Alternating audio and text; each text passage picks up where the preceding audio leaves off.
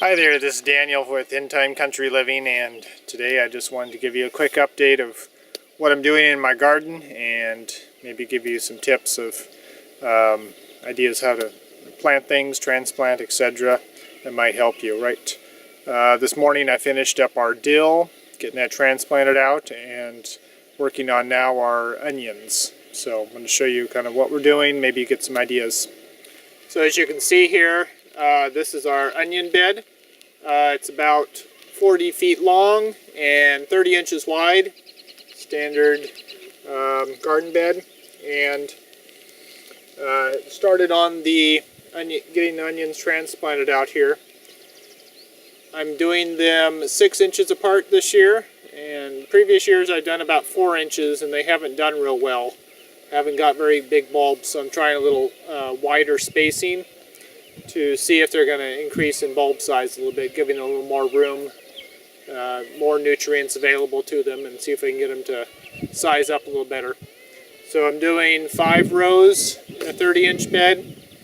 That spaces them out nicely and gives me about 6 inches on either side, so I'm not stepping on them. And probably, if I really needed to, I probably could squeeze another row in there if I got them real close to the edge, but this seems to work fairly well. So the first thing I have done in the bed here is to lay out my rows, and then I just measure 6 inches down and then make it, as I'm transplanting, just measure on the fly there for the 6 inches there. I could go across there and strike out my 6 inches, but it's faster and a little more accurate to just measure it as I go. But you can do either way. So this time, stuck a stake down the far end and just ran a string over here for the first row. And then I just used a sharp pointy object. In this case, the nearest one was a wedge that I could use something fairly sharp that would go down here. My trowel was in use, so I could use my trowel to something that would just score the surface of the ground. I raked it over nice and smooth to start with. So you can see I got my rows laid out here in the bed. And that went fairly quickly. Just use a string. You could use a tape measure or something too, just to get a straight line. But this was available and easy, so whatever you got, just something to make the line, and then run a sharp object along it to score in the ground there. Something to follow, so you can keep the spacing, the rows within the bed nicely evenly spaced. So these are my onion sets that I have this year. These are doing pretty good. These are some of the larger ones that I started back mid-February, and you kind of need to start them fairly early. You might even start them a little earlier, maybe the beginning of February or beginning of middle of January. You could probably even start them. They grow real slowly. These have been in the greenhouse, so it takes a while to get them to this size, and they could be even a little bit larger here. So it's been push on the back side as you push and pull, they come out fairly easily. Then since I'm using the garden compost, they got a few weed seeds in there, I just remove the weeds, and there's a convenient bed nearby with black plastic on there. I'm just chucking them on there so they can die on there, or it's wet enough right now, I hate to stick any of the weeds directly in the pathway unless they're going to get stomped thoroughly, otherwise they could be germinating already. They like to do that. So anyway, I'm setting these in, pulling out 6 at a time and laying them out, and then taking my trowel and making holes and then dropping them in just as quickly as I can. So I got my masonry trowel here. I had a mark on here that I used at 3 inches, measured it out, and just did one for 6 inches here from the tip.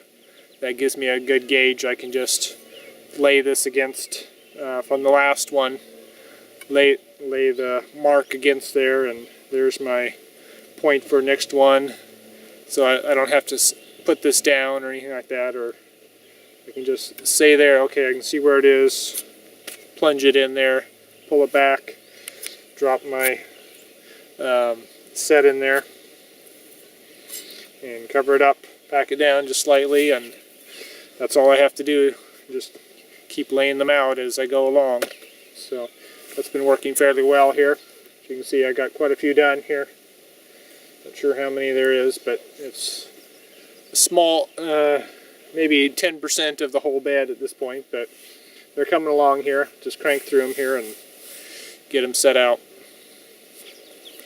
So you can see back over here, I've done all the cabbages in this bed here, and got Swiss chard, and then some dill down to the end there.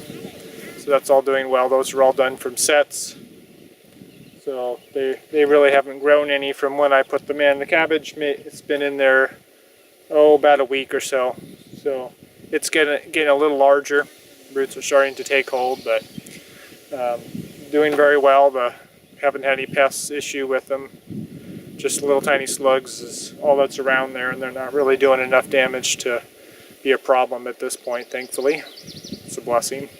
And I got my kale bed over here. So one variety is kind of a lacinato dino kale there, and then there's kind of like a red Russian kale called Western Delight or something like that.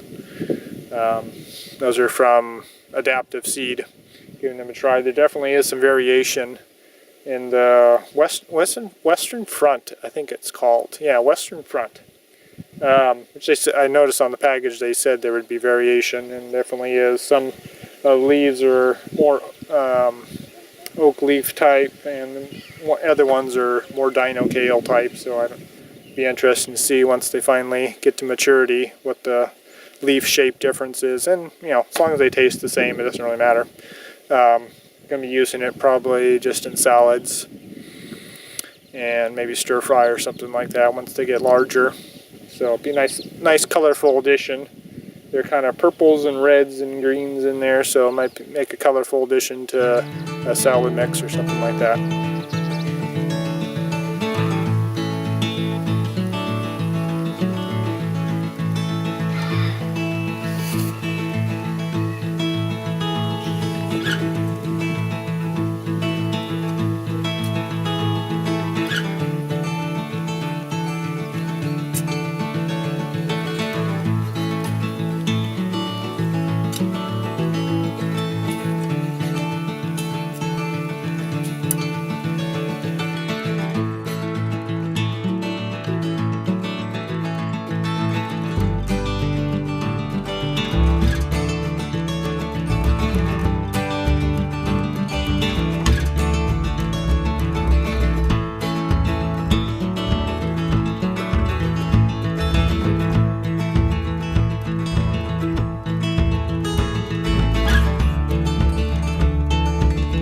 As I was looking at this little worm crawl around, the idea came to me, it's crawling through dirt, yet it's really not dirty. There's a little bit stuck to it, but most of it, if you let it all alone by itself, it's pretty clean. At least it was when I was looking at it. And the thought came to me that, we're going through a world that's very dirty and full of sin, yet we shouldn't let that sin stick to us. We shouldn't become dirty like what we're going through. And just like this little worm is able to keep itself clean all by itself without me harassing it and getting it dirty. We should be like the little worm and be able to keep ourselves clean by washing in the blood of Christ.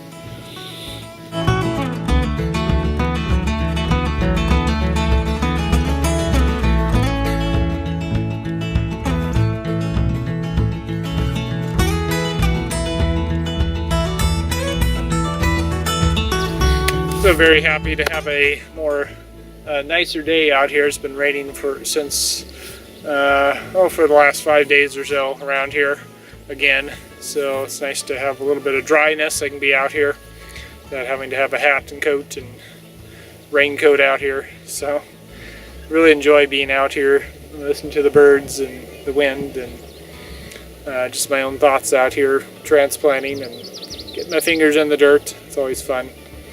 So anyway, hope you learned something, and encourage you to find a country home. The times ahead are going to be difficult, and it's going to be good to grow your own food and provide for your own needs, and not rely on other people always being there to provide everything that you may want.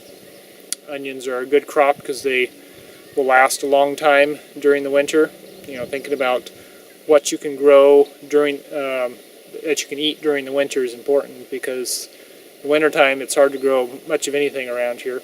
Other warmer climates you have better success with growing stuff throughout the winter, but you know, salad greens get a little old after a while and don't provide too many calories. So having, you know, potatoes and onions and all kinds of stuff that you can grow, beans and peas and things like that are, you know, good, fairly high calorie. Obviously onions aren't high calorie, but they're a good food source, and you can either steam them up, mix them in with other greens or something that's available. But they're always very useful things to have, and to learn how to grow them well takes some practice, so start now. You may need to use those skills in the future. One of the things that God's been teaching me recently is to rejoice in trial. And the first chapter of 1 Peter here I was reading, and that's very good. I'd recommend that, to look at that. And it talks about, as we go through trials, to rejoice, to have joy, and that's I think a practicing time. It's that faith and trust in God that He will see you through, praying through the trials, that God will give you strength and give you wisdom. And sometimes it's just trusting and just letting things happen around you, and not, you know, trying to fix it necessarily right away, but just to let things kind of play out and see how they're going to work out. And, you know, answers will come eventually if you trust in God. So, alright, see you in the next video. God bless.